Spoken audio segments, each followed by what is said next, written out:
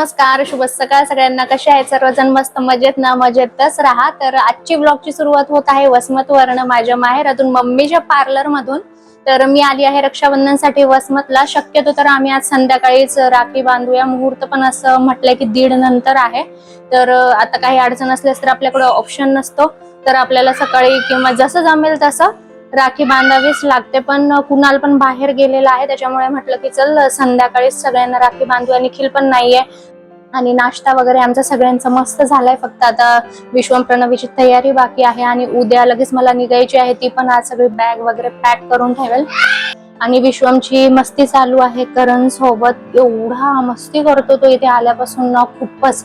कारण डायरेक्ट बाहेर गेल्यानंतर त्याला ओटा आहे खेळण्यासाठी, गाय वगैरे सगळं दिसतं ना, तो सारखा बाहेरच असतो.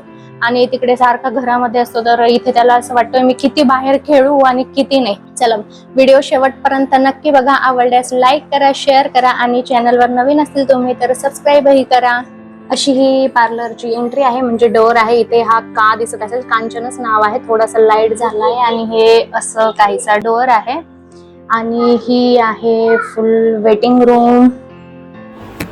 आणि ही आहे हेअर कटची चेअर. तर मला आठवतं लग्नाच्या अगोदर पार्लर मध्ये जेवढे काही स्टेप कट आणि लेअर कट व्हायचे ना, तेवढे सगळे मी हँडल करायची. मम्मी आयब्रो, ब्लीच, क्लीनअप जे काही म्हणजे बाकीचे असतं ते सगळं करायची. आणि इथे समोरच हा एक डेस्क आहे, त्याच्यावरती बसून मी ह्यांच्याशी तासन तास गप्पा मारत असायची. कॉलेजमध्ये असायचे त्याच्यामुळे कॉलवर बोलणं थोडं कमी असायचं दिवसा, परंतु ना चॅटिंग आमची चालू असायची. चला तर तुम्ही ब्लॉग शेवटपर्यंत बघत राहा. आवडल्यास लाईक करा, शेअर करा आणि चॅनलवरती जर नवीन असेल तर सबस्क्राईबही करा. ही आहे माझी लाडू, ही आहे माझी मोठी आत्या. हिला तुम्ही बघितलंच असेल लास्ट ब्लॉग मध्ये. आता तू एवढा लेट उशीरच झाला बाई. काय खूप वेलकम. खूप बरं वाटतं आम्हाला. बघ, मी 2-3 दिवस झाले येऊन, तू लेट आली यावेळी. असतेच का आत्या तू? काय करू, थोडी काम होते. रिया आलेली आहे ना, त्याच्यामुळे यावेळेस आत्या थोडी लेट आली. आम्हाला जायचं आहे मार्केटमध्ये आणि इथे खूप जोराचा पाऊस चालू झालाय. दुपारची वेळ आहे. बघू तसं तर पाऊस थोडासा कमी झाला की निघूच. आणि पाऊस कमी झाला आणि आम्ही येऊन पोहोचलोय मार्केटमध्ये. तर इथे आल्यानंतर साड्या एवढ्या आहेत ना की कन्फ्युज होत आहे कोणती घेऊ कोणती नाही. कारण जेवढं जास्त बघू ना तेवढं जास्त कन्फ्युज होतो. फायनली आम्ही 4 ते 5 साड्या घेतल्या आणि मग घरी आलो. तर पाऊस पडल्यामुळे सगळं हे पोर्चमध्ये घाण झालं होतं. आणि इथे मग मी सगळं क्लीन करून घेतलं आणि प्रणवीने पण मला थोडीशी हेल्प केली इथे.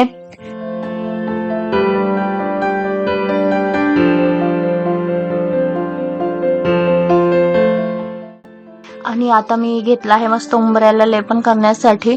रक्षाबंधन आहे, उंबरठ्याला लेपन करणं चांगलं असतं. मग हळद आणि अष्टगंध, गुलाब पाणी वगैरे त्यामध्ये सगळं मिक्स केलं आणि इथे मग मी उंबरठ्याला अशा प्रकारे मस्त लेपन करून घेतलं. आणि विश्वम इथे माझ्या समोरच बसलाय मी हे सगळं करताना. तर तो बोलत होता की मला पण हे करू दे, कारण तो पण हे फर्स्ट टाइम बघत होता. आणि लहान मुलांचं कसं असतं ना, नवीन काहीतरी बघितलं की त्यांना ते करायचं असतं. म्हणून मग आता मम्मीला म्हटलं की इथे बाकीचं जे राहिलंय ते सगळं तू करून घे. आणि मग मी लागले होते आता ओवाळणीच्या तयारीला. तर प्रणवीची तयारी झाली आहे आणि माझी गुडिया इथे मस्त अशी तयार होऊन आली आहे. आत्या मम्मी वगैरे मिळून मार्केट साड्यांची खरेदी केली आणि इकडे सगळेजण आता साडी बघत बसले. आणि राखी बांधायची पण तयारी चालू झाली आहे. येऊन पण थोडा वेळ झाला. मस्त उंबरठ्याला लेपन वगैरे केलं हळदीचं. आणि आता बराच वेळ झाला एकेकाची वाट बघण्यामध्ये आणि कुणाला अजून पण यायचा बाकी आहे. आणि विश्वम पण बसलाय करण सोबत, त्याच्या मामांसोबत. म्हणजे इथे राखी बांधण्यासाठी खूप त्याला बोलून बोलून तयारी केली आणि आता तो रेडी झालाय. हाय करतोय. आणि हा आहे सार्थक. इथे आता प्रणवी सर्वात अगोदर विश्वमला ओवाळायला सुरुवात करते रक्षाबंधनची. आणि फर्स्ट टाइम विश्वम प्रणवीचं रक्षाबंधन त्यांच्या मामाच्या गावी होतंय. रक्षाबंधन म्हटलं की मला ना विश्वमचा जन्मदिवस 3 मे 2022 हा दिवस आठवतो. कारण ज्या क्षणी मला कळलं की मला मुलगा झाला तेव्हा मी हसू का रडू हेच मला कळत नव्हतं. कारण प्रणवीला राखी बांधण्यासाठी भाऊ मिळालाय हे माझ्यासाठी खूप आनंदाची गोष्ट होती. कारण 2021 मध्ये तिला कोणालाच राखी बांधायला भेटली नाही. तर ती मला म्हणे मम्मा मी आता कोणाला राखी बांधू, आणि ते ऐकून मला खूप वाईट वाटलं. मग ज्या क्षणी हे कळलं की विश्वमचा जन्म झाला त्यावेळेस असं झालं की एक हक्काची व्यक्ती मिळाली आहे प्रणूला राखी बांधण्यासाठी. आणि हे सगळं आता बघताना ना मला एवढं आनंद होतो ना की मी सांगू पण नाही शकत. राखी म्हणजे एक पवित्र दोर म्हणून ती बांधतात आणि ही राखी त्यांच्या भावाकडून त्यांचे रक्षण करण्याचे एक प्रतीक मानलं जातं. आणि राखी बांधल्यानंतर परंपरेनुसार भाऊ आपल्या बहिणीला मस्त भेटवस्तू देतो. नवीन मस्त विश्वमला ओवाळलं आणि आता मी इथे ओवाळत आहे कुणालला. हा माझा सगळ्यात मोठा भाऊ आहे. तर म्हणजे लहानपणापासूनच आम्ही चौघे पण खूप छान राहिलोय. खूप म्हणजे असं छान दिवसांमध्ये वाढलोय, मोठे झालोय. दोघे असं म्हणजे प्रत्येक गोष्ट एकमेकांशी आम्ही शेअर करतो. मग कोणतीही असो ती गोष्ट. म्हणजे माझं पण असं असतं की कोणतीही गोष्ट घडली ना की अगोदर त्याला सांगू. मला जर काही करायचं पण असेल तर त्याच्याशी बोलू, त्याला विचारू आणि मग काय ते असं ठरवू. हा आहे माझा 2 नंबरचा भाऊ करण.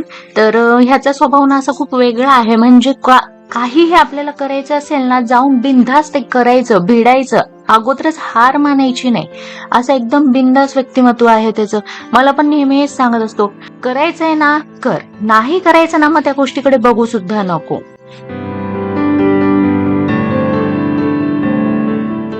आणि ह्या भावा बहिणीच्या नात्यातनं वेगळीच ओढ असते. त्यांचं प्रेम ना सतत आपल्याला त्यांच्या वागण्यातून बोलण्यातून जाणवतच असतं.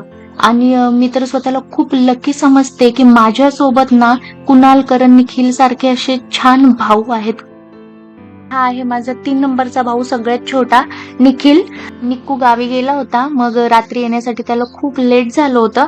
त्यामुळे मी त्याला दुसऱ्या दिवशी सकाळी इथे राखी बांधते. आणि याचा स्वभाव म्हणजे त्या दोघांसारखाच एकदम बिनधास्त. आणि लग्नाच्या अगोदर याने माझे खूप मजे घेतले. परंतु जेवढी काही मी लग्नाची म्हणा किंवा त्यानंतर सुद्धा काही शॉपिंग केली असेल तिकडे गेल्यानंतर ना तो सतत माझ्या सोबत असायचा. हा सांग दीदी कुठे जायचंय, चला आपण जाऊया. असे एकदम भारी आहेत तिघे पण हे. चला तर मंडळी, रात्रीचे वाजलेले आहेत 9:15 आणि ओ बच्चा हो जावा.